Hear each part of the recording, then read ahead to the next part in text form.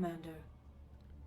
Okay, this is game number 4 of the finals of the 4th HeptaCraft tournament. In the upper left, who is this in the upper left? It's Apocalyspe, the Teal Nerazim. In the bottom left, we've got Swarm. YueY. YueY's gotten Swarm every game, and that's okay. That's okay. We got some diversity, a lot of Protoss v Zerg, but it's not really Protoss and it's not really Zerg because we've got Nerazim and we've got Swarm. I also have a pizza coming soon, and I'm quite excited about it. Alrighty, so we're talking about what replay should I put up on YouTube? Honestly, I'd have to go back and watch some of them. There was a Nerazim v Nerazim that is absolutely going on YouTube. That was incredible. We haven't had any super long games, but it was pretty good. Pretty good games all around. Like, nothing super long, but really intense matches. I'd have to go back and check them out because I think we had 1 or 2 good Covenant games. It's funny, last tournament we saw so much Covenant, and then this tournament not that much Covenant. But I think that's because Scafism made it to the very end of the tournament, played very well, and he favored playing a lot of Covenant. Same with Winter StarCraft. Okay, so what are these players going to do? We're going to see. I mean, at least it's a little different. This was like game 1, and then the middle 2 games, it was Kala v Swarm, and now we're back to Nerazim v Swarm. And, yeah, I mean, both players are still randoming. So, game number 4, if YueY wins, he wins the tournament. Now, keep in mind, YueY did knock Apocalyspe into the loser's bracket. Apocalyspe fighting his way through it to get back up to have another chance at YueY. So in this best of 5, Apocalyspe is definitely the underdog. YueY is favored. YueY was also number 1 seeded in the HeptaCraft ladder client. Speaking of the ladder client, if you're watching this and you're interested in HeptaCraft, number 1, go to HeptaCraft.com, check it out, and you'll see all the links that you could possibly need. My videos are up there too. Easy links. If you're, for some reason, you can't navigate my channel to find my HeptaCraft casts, a bunch of them are on the HeptaCraft channel or the HeptaCraft website. Further, you want to join the Discord. If you join the Discord, you'll be able to find people to play with. It's organized by league, so if you're a newer player or just not a great player, and I don't want to say not a great player, I should say a lower league casual player, like myself, then it's organized by league. So you know, if you're silver, you could find bronze, silver, and gold level players to play with. Same with platinum and diamond, and masters all the way up to masters. There's a lot of high level players, and there's a decent amount of low level players too. So you shouldn't have too much trouble finding people to play with. I've noticed there are actually more low level players who are looking for partners than anything else. So if you're a low level player, this is the perfect time to get in and give this a shot. It's super fun. Anyway, it's the same opening, except now we've got a fast lair and a fast Stargate from Apocalyspe. This is certainly very different. So, same opening with the Zergling speed. No fast expansion, though, instead going straight lair, maybe wanting to go for a Spire, which is going to be real interesting because we already have a Stargate here by Apocalyspe, and YueY was not able to spot that out. Let's double check to make sure. Yeah, he couldn't see quite up there to see that. So, again, when I see fast lair, I think fast Spire, and there it is. And we have the Stargate coming up from Apocalyspe, so it's very possible Apocalyspe is going to be completely ready for this. Very interesting how this is going to turn out. Again, it could go completely haywire from what I'm expecting, but if he starts getting Phoenix, then those Mutalisks are going to be completely worthless, and that's a bunch of money down the drain for YueY. But, again, this could go many different ways. There's the first Phoenix. I want to point out you can get Oracles, but they're just strictly spellcasters. They don't have the attack, and you build them out of your Robo facility as Nerazim, which is quite interesting. So there's Metabolic Boost now finishing, and the Spire finishing up for YueY.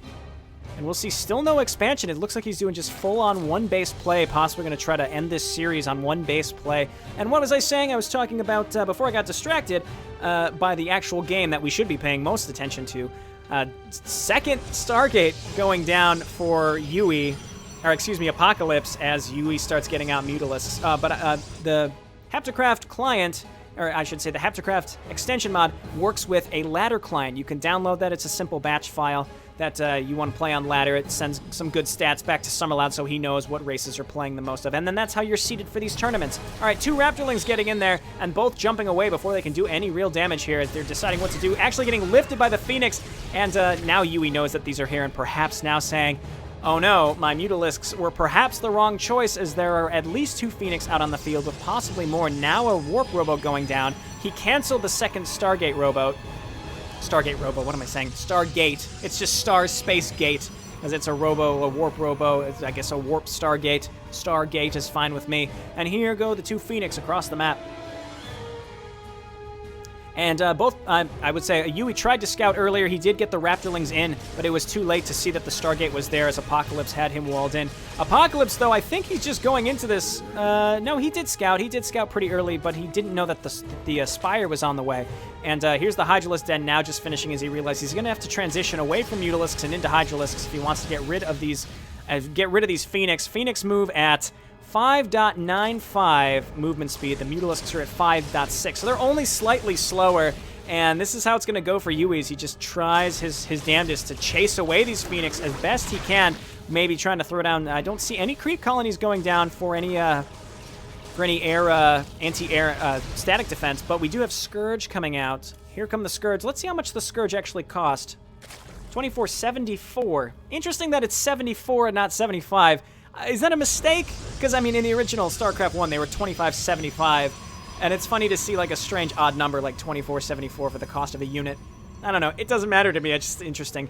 More Phoenix. I think Apocalypse realizing Phoenix are the way to go. He's just building up more and more Phoenix. YueY trying to catch him unaware by getting these Mutalisks to come in on the side. Maybe if he can force the Phoenix to come in towards the Hydralisks, but still no Spore Crawlers at either base. Keep in mind, you have to build creep colonies and turn them into Spore colonies, which is like old style StarCraft 1 Zerg. So here we go. How many Phoenix are on the field right now? Let's just check the units. We have a Disruptor coming out from Apocalypse as well. A huge tech switch from Stargate into Warp Robo.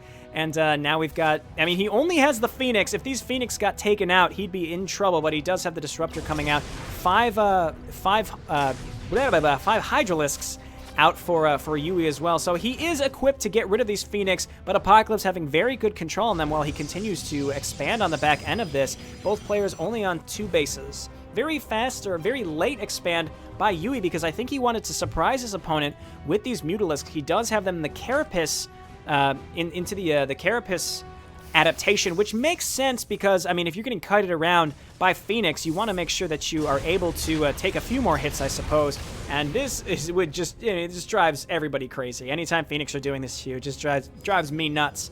And it's hard to handle those unless you get like 2 to 3 Spore colonies in every single base. Spore Crawlers, excuse me. They're creep colonies, and you turn them into crawlers so they can actually uproot and move.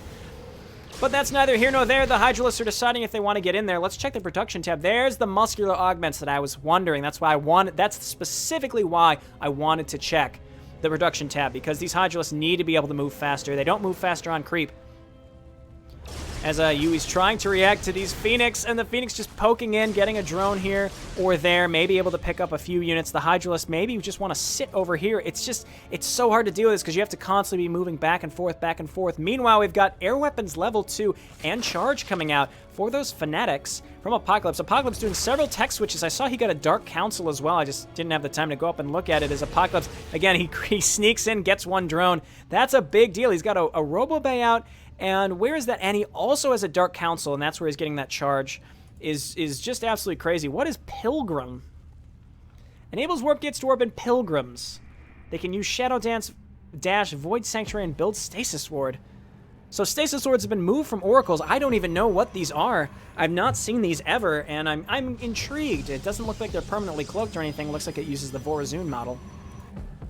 And YueY now realizing, I mean, he's got a decent-sized army, but in terms of supply, Apocalypse, with 1 or 2 well-placed disruption hits, can take out these Hydralisks fairly simply. The issue with the Disruptors is they're going to get picked off just like this, and they can't use Purification Nova against Zerglings. The Zerglings, they're in the middle of your army, and your Purification Nova is going to kill your own stuff. The Mutalisks sneaking in and killing all the Disruptors. That's huge. There's nothing around to get rid of this amount of Hydralisks. These Hydralisks are going to do really well against these Fanatics until they get charged, and even then, they're going to have some trouble, and here come the Fanatics trying to get in there and doing their best, and the Phoenix are deciding whether they need to get in there or not. And now Apocalypse, even with a supply lead, oh, big Disruptor hit. That was huge right there. Wow. And that just goes to show you, I mean, we saw that the Disruptors got picked off, but once one gets warped in, 7 kills go down right now. And Apocalypse, because of that Disruptor, I would argue, is able to clean this up as YueY was doing his best to hold on. And he did. I mean, he kept reacting as much as he could to that amount of